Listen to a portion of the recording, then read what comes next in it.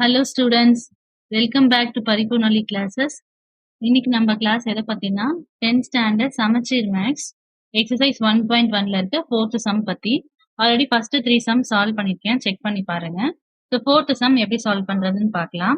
So கொஸ்டின்ல வந்து ஏ B C எல்லாமே கொடுத்துருக்காங்க. நம்ம வந்து இது ஒரு ப்ரூவ் தட் சம் தான். ஸோ லெஃப்ட் ஹேண்ட் சைடும் ரைட் ஹேண்ட் சைடும் ஈக்குவல்னு சொல்லி ப்ரூவ் பண்ணணும்.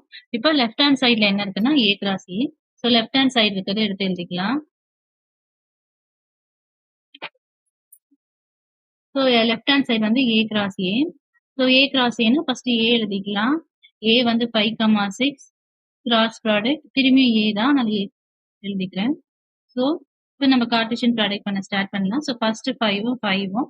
ஸோ அப்போ 5,5 நெக்ஸ்ட் அதே 5 நெக்ஸ்ட் எலமெண்ட் 5,6. இப்போ ஃபர்ஸ்ட் எலமெண்ட் முடிஞ்சு நெக்ஸ்ட் செகண்ட் எலமெண்ட் ஸ்டார்ட் பண்ண போறோம். அப்போ 6 இதுல இருக்க ஃபர்ஸ்ட் எலமெண்ட், அப்போ 6,5. இதே செகண்ட் எலமெண்ட் இங்க இருக்க செகண்ட் எலமெண்ட் 6,6. ஸோ இதுதான் நம்மளோட ஏ கிராஸ் ஏ ஒரு ஆன்சர். இது ஈக்குவேஷன் 1 வச்சுக்கலாம். ஸோ நெக்ஸ்ட் நம்மளுக்கு ரைட் ஹேண்ட் சைட்ல என்ன தேவைப்படும்னா B cross B next C cross C பண்ணி ரெண்டுத்துக்கும் இன்டர்செக்ஷன் பண்ணும். ஸோ இன்டர்செக்ஷன் காமனா இருக்கு எலிமெண்ட்ஸ்ல எடுக்கும். So first B cross B பண்ணிக்கலாம். ஸோ பி கிராஸ் பி பண்றதுக்கு பி எழுதிக்கலாம். ஃபர்ஸ்ட் 4,5,6 கிராஸ் ப்ராடக்ட், திரும்பியும் பிஏ பண்றதுனால பி எழுதிக்கலாம். ஸோ இப்போ B cross B first element 4,4. அதே ஃபர்ஸ்ட் எலமெண்ட் இதுல இருக்க செகண்ட் எலமெண்ட் 4,5. நெக்ஸ்ட் அதே ஃபர்ஸ்ட் எலமெண்ட் இதுல இருக்க தேர்ட் எலமெண்ட் 4,6. இப்போ ஃபர்ஸ்ட் எலமெண்ட் முடிஞ்சா இப்போ அடுத்து செகண்ட் எலமெண்ட் 5ம் 4ம். இப்போ 5,4. நெக்ஸ்ட் அதே ஃபர்ஸ்ட் எலமெண்ட் இதுல இருக்க செகண்ட் எலமெண்ட் 5,5. ஃபர்ஸ்ட் எலமெண்ட் இதுல இருக்க தேர்ட் எலமெண்ட். ஸோ 5 முடிஞ்சு அடுத்து 6. 6, இங்க இருக்க எலமெண்ட் 4.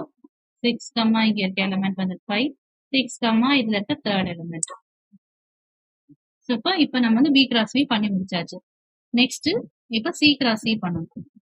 சி வந்து 5, 6, 7 கிராஸ் ப்ராடக்ட் 5, 6, 7. ஸோ சேம் தான் ஃபர்ஸ்ட் எலமெண்ட் 5,5, 5ம் 6ம். அதே மாதிரி 5ம் 7ம். நெக்ஸ்ட் 5 முடிச்சு அடுத்து 6. 6,6, 6, 6 5ம் ஃபர்ஸ்ட், அதுக்கப்புறம் 6ம் 6. நெக்ஸ்ட் 6ம் 7. ஸோ 6 முடிஞ்சு அடுத்து 7ம் 5ம். ஃபர்ஸ்ட் எலமெண்ட் அப்படியே வச்சுக்கிறோம், செகண்ட் எலமெண்ட் மட்டும்தான் சேஞ்ச் ஆகுது. அதாவது செகண்ட் பேர் 7, 5ம் 7, 6, 7, 7. ஸோ இப்போ சி கிராஸ் சியும் கண்டுபிடிச்சோம். ஸோ கொஸ்டின்ல என்ன பி கிராஸ் பியும் சி கிராஸ் சியும் இன்டர்செக்ஷன் பண்ணி எழுதணும். ஸோ இப்போ இன்டர்செக்ஷன் காமனா, இப்போ இதுல என்னென்ன எலமெண்ட்ஸ்லாம் காமனா இருக்குன்னு பார்ப்போம். இப்போ 5, 5 இதுல இருக்கு, அதே மாதிரி இதுலயும் 5, 5 இருக்கு.